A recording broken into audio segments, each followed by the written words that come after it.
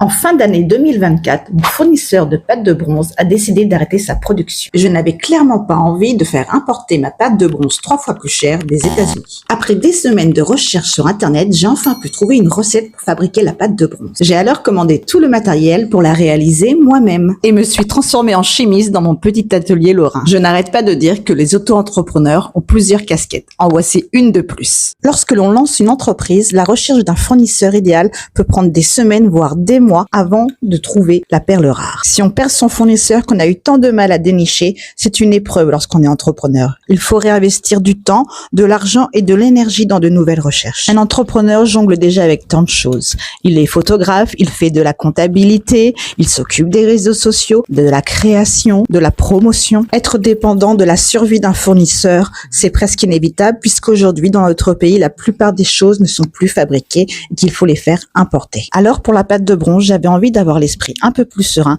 et de m'affranchir de la dépendance aux fournisseurs. Évidemment, ça m'a pris des semaines pour trouver cette recette de pâte de bronze et tout ce qu'il me fallait pour la créer. Mais tout ce temps n'est pas gâché puisqu'au moins cela m'a permis de développer mon autonomie et d'acquérir de nouvelles compétences en bijouterie. Mon objectif était de gagner en visibilité et surtout de ne pas augmenter les coûts des bijoux que vous pouvez adopter en boutique.